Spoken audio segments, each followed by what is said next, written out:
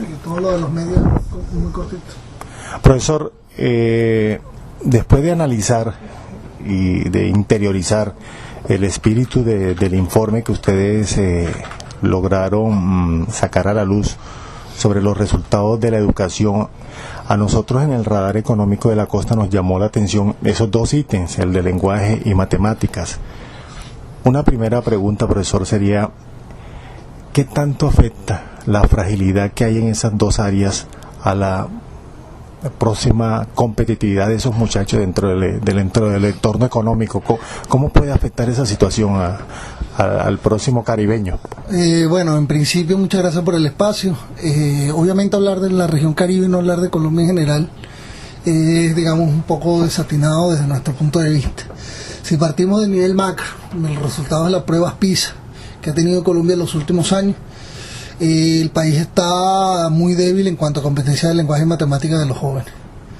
Si analizamos a partir de esos datos nacionales y lo particularizamos en los datos regionales con base a las pruebas saber de este último año, tercero, quinto, noveno, y ahorita están saliendo las de onceavo, los indicadores muestran un mayor rezago en la región Caribe comparado con los datos de las pruebas a nivel nacional. ¿Qué impacto puede traer eso a nivel económico? Altísimo. Yo siempre se lo suelo decir a los estudiantes para que escuchen, digamos, para que tengan la noción los espectadores que pueden estar escuchando. Si uno pone a alguien de Colombia, no de la región Caribe, si era un sueco, un británico y un español, el de la región Caribe, los jóvenes de la región Caribe, ante las competencias que tiene el lenguaje y matemáticas, serían los últimos que pudieran suscribir un convenio, los últimos que pudieran establecer, digamos, un presupuesto en condiciones, los últimos que en términos de competitividad tuvieran todas las herramientas para poder impulsar escenarios productivos que requiere la región para obviamente mejorar sus condiciones sociales. Eso es un dato, hombre, meto ahí a alguien de Colombia que no sea la región Caribe, porque hay unos datos que también en Colombia, también, que fue lo que nosotros mostramos en el 8 de octubre, veíamos, digamos, unas diferencias. Por ejemplo, el tema del porcentaje de alumnos que están en niveles o en puntajes insuficientes o mínimos son mayores en la región Caribe que en el resto del país, tanto en el caso de lenguaje como de matemáticas. A nosotros nos llama la atención algo, profesor. De pronto nuestros jóvenes, que los que fueron objeto de esta evaluación, hay una incapacidad a nivel de lectura funcional. De pronto técnicamente, de pronto no, leen y escriben, pero la lectura funcional como tal, la interpretación, ahí es donde está la flaqueza, la debilidad, la fragilidad del tema de los jóvenes. En general, cuando hablamos de competencia de lenguaje y matemática, hablamos de desarrollo de simple operaciones, matemáticas, operaciones sencillas. Hombre, sencillas de acuerdo al nivel, tercero, quinto y noveno, y onceavo. Tienen dificultades en el desarrollo de operaciones matemáticas sencillas vinculadas a esos niveles. Y en cuanto al lenguaje, tienen dificultad, entre otras cosas, como por ejemplo, en identificar la idea principal dentro de un texto. ¿Qué entraña eso consigo? Que si uno tiene, volviendo otra vez al lado de la competitividad, que leerse un contrato, leerse todos los términos de acuerdo y demás, la letra menuda va a ser mucho más difícil, va a tardar más tiempo el de la región Caribe de comprender cuáles son las verdaderas frases clave dentro de ese acuerdo. Profesor, cabe el término que manejamos mucho, la lectura entre líneas sería mucho más compleja y por ende no comprenderíamos el mensaje oculto que de pronto tenga ese documento. Sí, se puede decir. Yo no diría tanto el mensaje entre líneas, sino el mensaje que puede entrañar en torno a un párrafo que puede tener varias frases subordinadas, por ejemplo, y en donde la idea principal no necesariamente se puede encontrar en la primera frase o en la última, sino tal vez en el medio. Entonces, claro, son dificultades que entrañan mayores rezagos o menores oportunidades en términos económicos a la hora de generar o impulsar esos mecanismos de competitividad. A nosotros también nos llama poderosamente la atención. Bueno, ustedes no se quedan en el diagnóstico, ni mucho menos entran en el sobrediagnóstico, ¿no? Porque tengo entendido que no hay antecedentes a nivel de este tipo de investigaciones. Pero hay un punto que atrae poderosamente. Esas sugerencias de ustedes no son muchas, no es un tema copioso, pero son muy directas, muy concretas. Sí, hombre, nosotros establecemos en principio 4 recomendaciones que creemos que son los mínimos. Uno, como decimos, favorecer el aprendizaje significativo.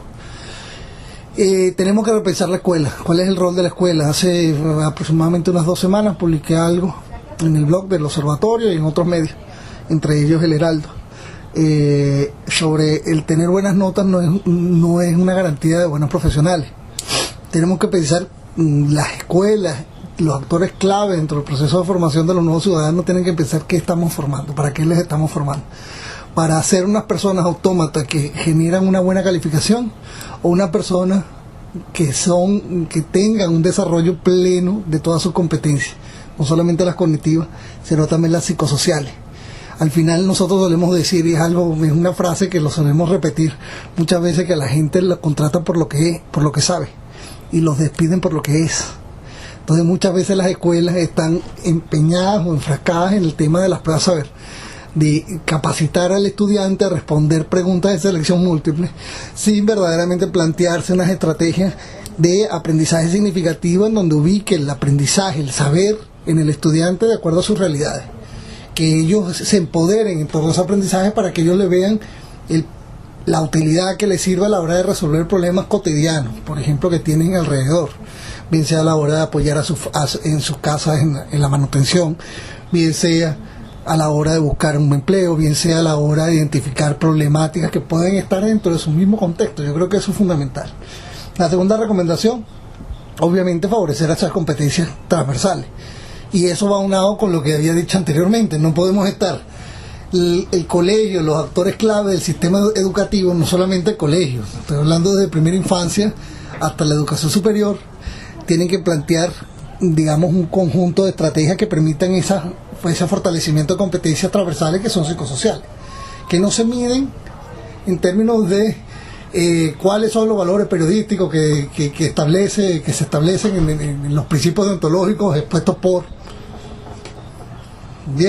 sino elementos como trabajo en equipo, elementos como pensamiento crítico, un conjunto de competencias que son latentes, que se mal llaman blandas, pero que son muy importantes a la hora de poder desenvolver ese conocimiento en el accionar de una empresa, de un entramado económico, de un desarrollo social.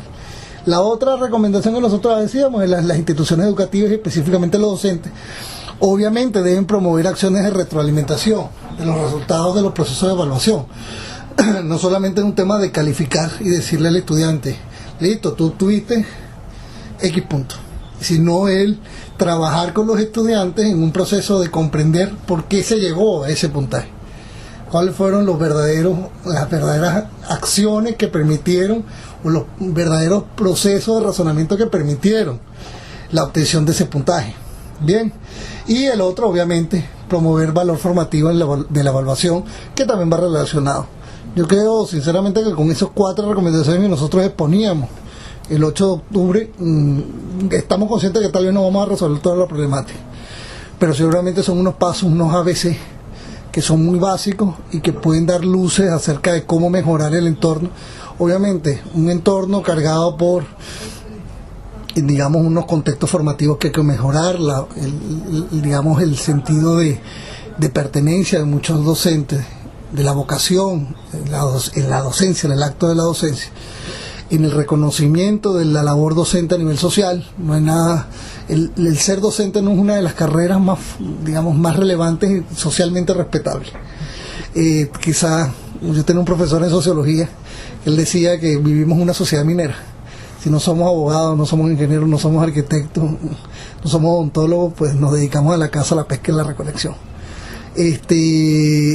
Creo que vivimos hasta ahora en una sociedad minera. Sí, a nivel personal creo que lo estamos, pero puedo decir, yo soy sociólogo y me siento plenamente desarrollado desde el punto de vista que yo hago lo que quiero, obtengo beneficios de lo que quiero, y obviamente no solamente mi interés ha sido el aprendizaje de competencias cognitivas, sino el también trabajar en equipo, establecer redes, trabajar bajo ambientes multiculturales, que son propios de la globalización, de la internacionalización, de un escenario competitivo a través del TLC, por ejemplo, de los diferentes tratados de libre comercio, que obviamente va a incidir o no en el éxito a futuro.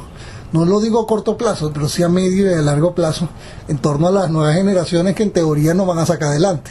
Profesor, en ese mismo nivel de sugerencia, ustedes tocaron el tema de los medios de comunicación. Nosotros trabajamos la responsabilidad social y hay un subítem que es responsabilidad sociocomunicacional.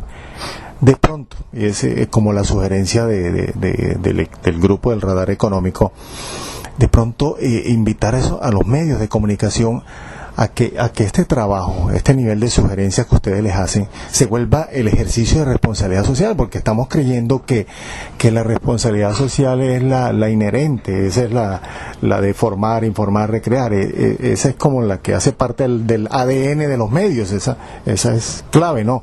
Pero ese valor agregado que es la responsabilidad social no se está haciendo, no se está ejecutando por parte de los medios. ¿No sería interesante que de pronto las sugerencias que ustedes le hacen puntualmente a los medios hagan parte de esa responsabilidad social corporativa de ellos? Hombre, yo no sé si responsabilidad social corporativa, y sino más bien tal vez hablar de valores periodísticos. Nosotros en la presentación que hicimos tuvimos dos ambientes, un ambiente a nivel público en donde hablábamos con los distintos actores, y a nivel de los periódicos, de los medios, de los periodistas, los amigos de la prensa. Y algo que insistimos en los dos ambientes desde ese día 8 de octubre, era que el escenario educativo es un escenario de corresponsabilidad. Es decir, no podemos estarle soltando únicamente la bola a las secretarías de educación o a la institución educativa. Los padres y las madres son actores fundamentales en el proceso educativo. Y eso lo digo en primera persona. Yo educo, el colegio me ayuda a educar a mi hijo. Yo no dejo que mi hijo sea educado por el colegio. Entonces son dos perspectivas diferentes. Creo que tenemos que volver un poco a ese sentido a nivel general. Entiendo que puedan haber personas que consideran que ellos hacen partícipe activo del proceso formativo de sus hijos. Pero obviamente a nivel general lo que uno ve es que muchas veces estamos cambiando la perspectiva. Si antes era cuando el niño vio una imagen en un congreso de educación hace varios años en Brasil, que premiaron digamos, la mejor viñeta periodística, y decía la educación antes, el niño cometió un error y se hablaba con el niño para ver qué había hecho en el colegio. Ahora hemos cambiado esa perspectiva. Si el niño tiene un problema, se le va al profesor acusándole de que el error es de ellos, pobrecito. Creo que debemos asumir un escenario de corresponsabilidad, y obviamente los periódicos y los medios de comunicación son actores clave a la hora de visibilizar este tipo de cosas. Como observatorio que nosotros le hemos ofrecido a los distintos medios, primero, puertas abiertas. No podemos hacer nuestra misión si no tenemos ese trabajo de aliados. Por tanto, todos los periodistas, todo lo que podamos estar a nuestro alcance diario, con gusto. Sobre todo en el reconocimiento de nuestros roles a nivel social. Nosotros no tenemos la capacidad de ser los actores que abran debate, pero sí tenemos unos insumos que no tienen los periodistas, y no tienen los insumos que tienen los secretarios de educación o los actores públicos. Entonces yo me reconozco como actor académico. Entonces, como actor académico tengo el acceso a indicadores, interpretación y análisis que nosotros podemos brindar. Y obviamente los periodistas también, y los medios de comunicación en general, también deben repensar las velocidades a la hora de la atención de este tipo de temas. Yo se lo decía muy coloquialmente a los amigos de la prensa, porque ya los conocemos y hemos venido trabajando. O sea, no es la idea estar buscando siempre el menú Big Mac. Digamos, hay cosas, hay material. Yo sé que la prontitud de la primicia y demás es un acervo intrínseco dentro de la labor periodista tradicional, pero obviamente hay una serie de temas que son de responsabilidad social, como lo he llamado, que tienen otros niveles de cocción. Entonces obviamente el ciudadano no exige únicamente una hamburguesa, exige un buen bistec, exige un buen plato periodístico, bien cocinado, bien elaborado, con todos los sustentos y todas las guarniciones. Obviamente que para eso se necesita un plazo de tiempo. Yo le decía a los periodistas, hombre, yo entiendo que la presión